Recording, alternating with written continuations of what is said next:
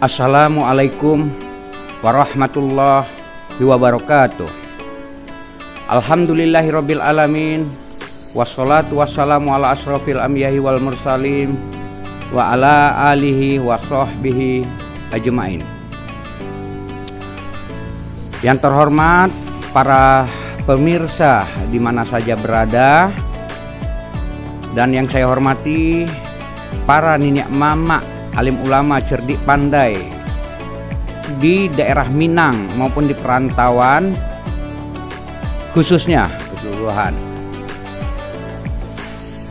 Kemudian saya mengucapkan selamat Hari Raya Idul Fitri 1442 Hijriah. Minal aidin wal faizin, mohon maaf lahir dan batin. Kali ini saya akan berbicara materinya tentang Lebaran di Riau. Bagaimana orang Riau menyambut Lebaran, menyambut Ramadan dari segi ibadah maupun menyambut Lebaran atau berlebaran secara sosial budaya maupun secara birokrasi. Baik, yang pertama kita bicara dulu tentang menyambut Ramadan dulu dari segi ibadah di Riau dan di ranah Minang pada umumnya. Biasanya orang Minang ini dalam menyambut Lebaran mereka saling mengunjungi dusananya, saudaranya, kerabatnya. Untuk apa mereka saling mengunjungi? Mereka bersimaafan, yaitu mensucikan diri, karena kita memasuki bulan Ramadan yang suci. Jadi kita sucikan diri, bersimaaf-maafan. Itu di Riau sekarang masih kental itu. Ada juga di daerah lain menyambut dengan seperti di Medan ini dengan ziarah kubur. Nah, itu masing-masing lain lubuk lain ikannya. Tapi di Riau itulah yang paling terkenal adalah bersimaaf-maafan. Jadi bukan Idul Fitri mereka bersimaaf-maafan. Di Idul Fitri orang Riau atau orang Minang mau cukup mengucapkan minal aidin atau selamat Lebaran, minal aid. Nah, itu yang diucapkan. Itu bagi ulama-ulama Minang udah mengajarkan itu dari dulu-dulu. Jadi kemanapun orang Minang itu kaku udah terbawa itu bersimaaf-maafan sebelum menyambut 10 hari menjelang puasa. Kemudian dari segi budaya, banyak anak-anak muda Riau itu dalam menyambut Lebaran dalam menyambut Ramadan atau -1 Ramadan, mereka itu balimau. Nah, di Minang juga ada istilah balimau. Balimau itu adalah dalam tuntunan, ada tuntunannya di agama. Kalau bagi kaum Sara, bagi alim ulama di sana, dia cukup melaksana di rumah saja. Dia membersihkan diri dengan sampo, dengan sabun, atau dengan ramuan-ramuan wewangian yang dibuat sendiri. Dia mandi di rumah. Tapi bagi anak-anak muda, banyak yang mengunjungi suatu tempat, misalnya sungai yang bersih. Di Riau itu ada Batang Asih, di situ banyak dikunjungi dari segala penjuru. Bahkan dari Riau, dari Pekanbaru, Cipangkiri, Rokan, bahkan dari Madinah banyak yang datang ke mandi di situ. Dari Madinah menyebutnya Marpangir, mengunjungi di Riau karena Riau itu airnya sangat jernih dan bersih. Itu biasa, itu ramai sekali di Riau itu dalam menyambut -1 Ramadan.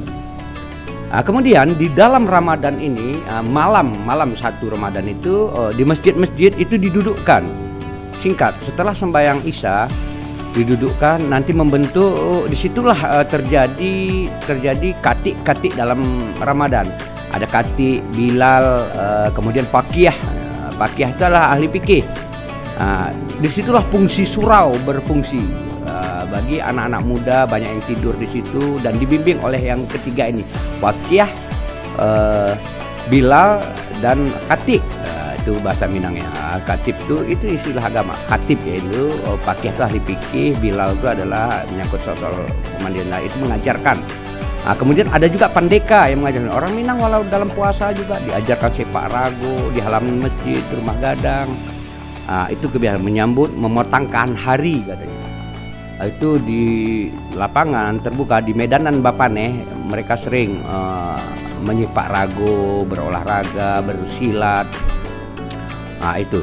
Kemudian di dalam Ramadan ini juga orang Rau ini juga proaktif melaksanakan misalnya pertandingan-pertandingan musabakoh, lomba azan, lomba Al-Quran. Kemudian kalau libur ada yang bersunat waktu itu.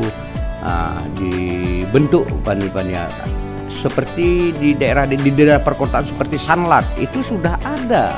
Sanlat di Ramadan itu di daerah Minang itu sudah ada dari dulu, bahkan sebelum kita merdeka. Begitulah kira-kira yang gambaran saya, dan ini diceritakan dari orang-orang tua saya.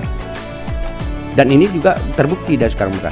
Kemudian nanti setelah Ramadan itu malam 27, yaitu 27 Ramadan, setiap malam 27 Ramadan nenek mama, alim ulama, orang Sarak dan orang adat itu naik ke Rumah Gadang. Untuk apa mereka naik? Mereka menetapkan kapan kita melaksanakan Id. Nah, di sana di daerah Minang ini biasa banyak ada kaum tua dan ada kaum muda. Udah naik Rumah Gadang, walaupun kaum tua kamu disepakati kapan kita melaksanakan, itu yang disepakati. Ini menyangkut dengan ada mandabiah kabau kata orang Minang, membantai kata orang Rau, bantai kebau. Itu biasa orang Minang ini dia membeli kerbau setiap kampung, setiap nenek mama. Seperti Lasek Kodok itu 6 dula 6 demu dia 10 menepi sumpu. Artinya berapa nenek mama itu? 4 16 tambah 10 26 nenek mama itu wajib 26 kerbau tumbang di adat Lasek Kodok. Belum lagi Rau keseluruhan berapa ekor kerbau yang didabiah waktu itu. Nah, itu kalau hanya satu. Bagaimana kalau 2, 4?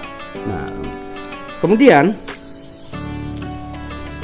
kerbau itu nanti dagingnya dibagi-bagikan untuk masyarakat dengan harga yang sudah disepakati. Itu juga ada kajian khusus, nanti saya cerangkan di sini, tidak cukup waktu.